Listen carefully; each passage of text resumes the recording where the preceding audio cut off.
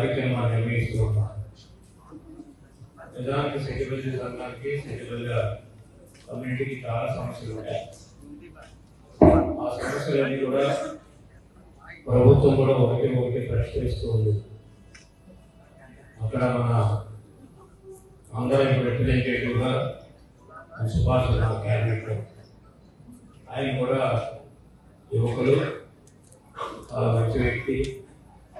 ఒక కార్యక్రమంలో ఏ కార్యక్రమం పట్టుకున్నప్పుడు కూడా మంచిగా సాధించే వరకు కూడా నిద్రపోయేటువంటి ఒక నాయకత్వం కలిగినటువంటి ఒక మంచి వ్యక్తి ఈరోజు మన నియోజకవర్గానికి రావడం చాలా సంతోషం.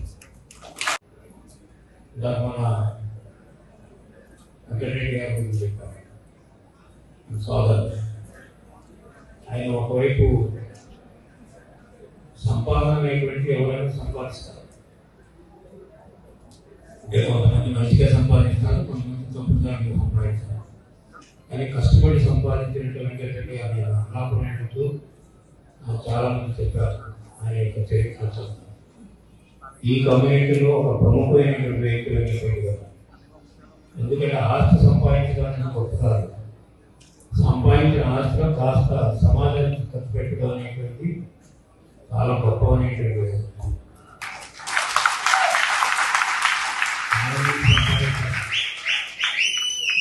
దేశంలో ఉన్నారు, ప్రపంచంలో ఉన్నారు, సంపాదించే వాళ్ళు చాలా మంది ఉన్నారు. కానీ పేదవాళ్ళకి ఖర్చు పెట్టేటువంటి వాడు కులానికి సంబంధించినటువంటి వ్యక్తులు ఖర్చు పెట్టేవాడు ఎవరు కనపడతారు. కానీ వెంకటరెడ్డిగా ఒక బీసీ కులాల నుంచి వచ్చి, ఒక బాగా వెనకబడినటువంటి కులాల నుంచి వచ్చి, ఆయన ఒకప్పుడు ఇబ్బంది పడినప్పుడు కూడా ఆర్థికంగా ఆయన బ్రహ్మాండంగా వైదేశాలు కూడా వెళ్ళి డబ్బులు సంపాదించడమే కాకుండా అక్కడ పదవులు కూడా సంపాదించాలని చెప్పాడు.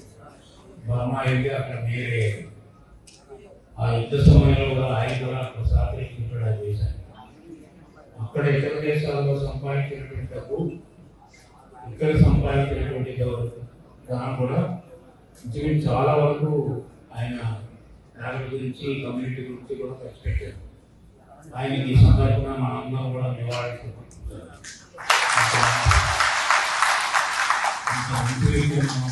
తెలుసుకోవాలి. వీటి చరిత్ర చూస్తే చాలా విచిత్రంగా ఉంటుంది. ఎక్కువ మంది బలహీన వర్గాలకు సంబంధించిన వాళ్ళే సమాజం మార్పు రావాలని కోరుకుంటారు. దాన్ని మన వాడు చెప్పాడు. కొంతమంది కేరళలో నారాయణ గురు అనుకుంటారు, ఆయన బలహీన వర్గాలకు సంబంధించినటువంటి వాడే. మహారాష్ట్ర జ్యోతిరావు పూలే ఉంటారు, ఆయన బలహీన వర్గాలకు సంబంధించినటువంటి వాడే. అంబేద్కర్ గారు ఉంటారు, ఆయన బలహీన వర్గాలకు సంబంధించినటువంటి వాడే.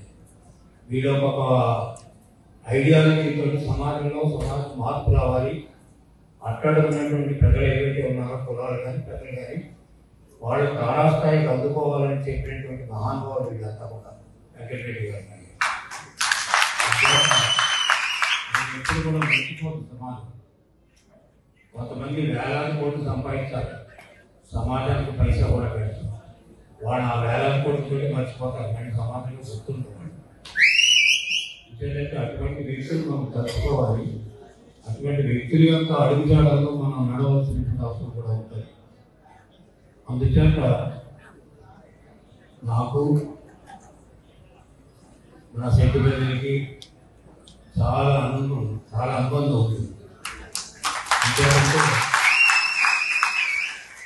దాదాపు బీసీలో 144 కులాలు ఉన్నాయి. ఈ బీసీలో ఉన్నటువంటి 144 కులాలు ప్రధానమైనటువంటి కులం సెక్రటరీ కులం.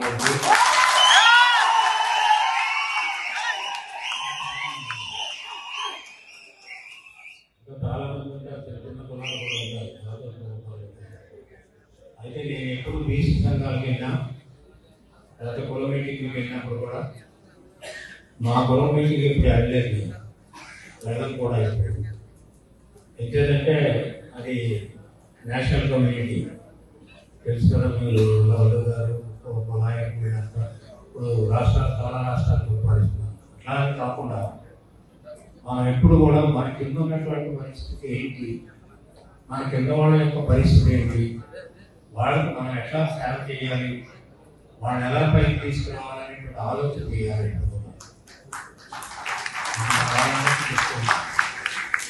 సుభాష్ గారు చంద్రబాబు నాయుడు గారు మంచి అవకాశం ఇచ్చారు. ఆ మంచి అవకాశాలు ఉపయోగించాలి. ఆనాడు ఎన్టీ రామారావు గారు నాకు 83 సంవత్సరంలో ఆనాడు మంత్రి అవ్వడానికి అవకాశం ఇచ్చారు.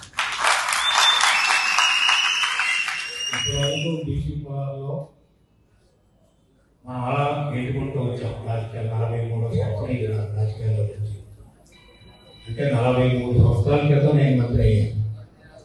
అది ఎవరు అవకాశం ఇచ్చారంటే ఎన్టీ రామారావు గారు ఇచ్చారు అవకాశం. మనకి వచ్చినటువంటి అవకాశాన్ని మన పదవిని మనం ఉపయోగించుకోవడం కాదు, మన పదవిని మన సమాజానికి ఉపయోగించాలి. మన పదవిని మన సమాజానికి ఉపయోగించాలి. ఆ విధంగా ఉపయోగిస్తే మనం కూడా గుర్తుంటాం. సుభాష్ నా కొత్తగానే పరిచయం, మంత్రి పరిచయం.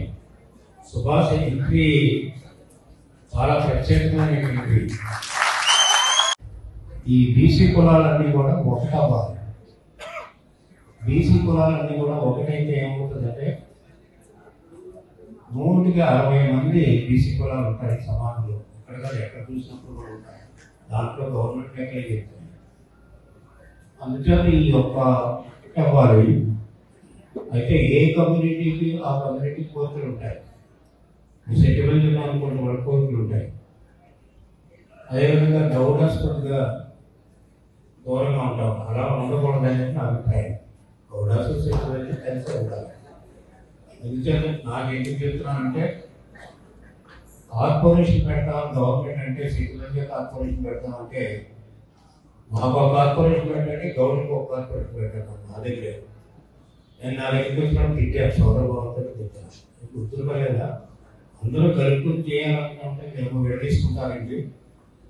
4 విడదీస్తే ఏమవుతుందంటే 2 విడి అవుతుంది. 4 కలిసి బలం ఉంటుంది. అట్లాగే మాకు ఏంటంటే కలిసి ఉండాలనేటువంటి ప్రధానమైనటువంటి ధ్యేయం. విడిపోకూడదు ఎప్పుడు కూడా.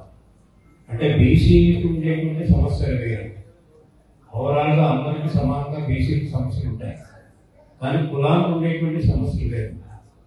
యాదవులకు వేరే సమస్యలు ఉంటాయి, సిటిబల్కి వేరే సమస్యలు ఉంటాయి, విశ్వనానికి వేరే సమస్యలు ఉంటాయి. వేరే వేరే కమ్యూనిటీలో వాళ్ళ సమస్యలు ఉంటాయి. వాళ్ళ సమస్యల గురించి వాళ్ళు పోరాడచ్చు. కాకపోతే బీసీకి ఓవరాల్గా సమస్యలు ఉంటాయి. ఆ సమస్యల గురించి మనం పోరాడాల్సినటువంటి అవసరం ఉంది. ఎందుకంటే బహుశా 1984 వరకు కూడా వెల్ఫేర్ పథకాల్లో బీసీకి ఏమి వచ్చే కావు. అప్పుడే నేను 23 సంవత్సరాలు మంత్రి అయ్యాను. ఎందుకంటే అప్పటి వరకు కూడా ఎస్టీలకే వెల్ఫేర్ కార్యక్రమాలన్నీ ఉండేవి. ఎస్టీలకి ఎందుకంటే సమాజంలో బాగా అట్టడుగుతున్నటువంటి వర్గాలు కాబట్టి అట్టచ్చుగా వాడు అప్పటికి ఉన్నారు కాబట్టి వాళ్ళకి కొన్ని కార్యక్రమాలు చేశారు. దాన్ని మనం ఆహ్వానిస్తాం. అదేవిధంగా బీసీల్లో కూడా చాలా పేదవాడు ఉన్నారు. మనకు తెలియకుండానే అసలు సమాజంలో జీవించలేనటువంటి బీసీ కులాలు ఉన్నాయి. అందుకని ఈ బీసీ కులాలందరికీ కూడా అదే పద్ధతిలో సంక్షేమ కార్యక్రమాలు ప్రభుత్వం నుంచి అందాలని నిర్ణయం చేసి మొట్టమొదటిగా 1984 సంవత్సరంలో కూడా మీకు మనం సాధించుకోవడానికి యునైట్ కావాలి. అందరూ కూడా కలిసి బీసీలు కులాలకు సంబంధించి వేరే డిమాండ్ చేస్తున్నప్పుడు మేమంతా వెళ్తాము, మీరు మాట్లాడుకుంటారు, డిమాండ్ చేస్తారు, అదంతా గవర్నమెంట్కి వెళ్తారు. సుభాష్ గారు నేను కూడా ముఖ్యమంత్రి గారితో మాట్లాడతాను. అది ఒకే. అయితే బీసీలు ఎవరైతే ఉన్నారో అందరూ కూడా 144 కులాలు మనకు సంబంధించారు. దీంట్లో 2 కేటగిరీస్ ఉంటారు. ఓబీసీ అంటారు చాలా మంది. ఓబీసీ అంటే రాష్ట్రానికి సంబంధించినటువంటి లిస్టు. ఓబీసీ అంటే దేశానికి సంబంధించినటువంటి లిస్టు. దేశానికి సంబంధించిన లిస్టులో అందరూ బీసీలో ఈ 144 కొంతమంది తప్పుకుంటారు. అంటే వాళ్ళని కూడా ఓబీసీలో చేస్తున్నారు. మనం ఎందుకు చేస్తున్నారంటే రేపు సెన్సస్ తీసుకున్నారు government of India. BC census తీసినప్పుడు బీసీ యొక్క పర్సంటేజ్ ఎంత ఉంది ఈ జనాభాలో అనేటువంటి చూసిన తర్వాత నాకు తెలిసినంత అప్పుడు కాక కార్యకర్తలు అక్కడ రిపోర్ట్ ఇచ్చినప్పుడు అప్పుడే 50% మాత్రమే. ఇప్పుడు పాపులేషన్ పెరుగుతుంది న్యాచురల్గా. అంతేత మన డిమాండ్ ఏం పెట్టామంటే మ్యానిఫెస్టోలో కూడా పెట్టాము. మన మేనిఫెస్టోలో కూడా ఒకటి సెన్సస్ తీయాలి, బీసీ సెన్సస్. బీసీలు రాష్ట్రంలో ఎంతమంది ఉన్నా, దేశంలో ఎంతమంది ఉన్నా తెలియాలి. తెలిసిన తర్వాత వచ్చిన తర్వాత వెల్ఫేర్ కార్యక్రమాలు ఏ విధంగా వాళ్ళు చేయాలి. రెండోది వచ్చేటప్పటికి మనకి లోకల్ బాడీస్ లో రిజర్వేషన్ ఉంది, చట్టసభలో రిజర్వేషన్ ఉంది. అంటే చట్టసభలో కూడా రిజర్వేషన్ కల్పించాలని మా పార్టీ పరంగా మేము తీర్మానం చేసాం. అదేవిధంగా కేంద్ర ప్రభుత్వం కూడా పంపించాం. కేంద్ర ప్రభుత్వం కూడా సెన్సస్ అయిన తర్వాత ఆలోచిస్తాం. ఇండియా పాకిస్తాన్ ఉద్రిక్తతలపై లేటెస్ట్ అప్డేట్స్ కోసం డౌన్లోడ్ చేసుకోండి RTV లైవ్ యాప్.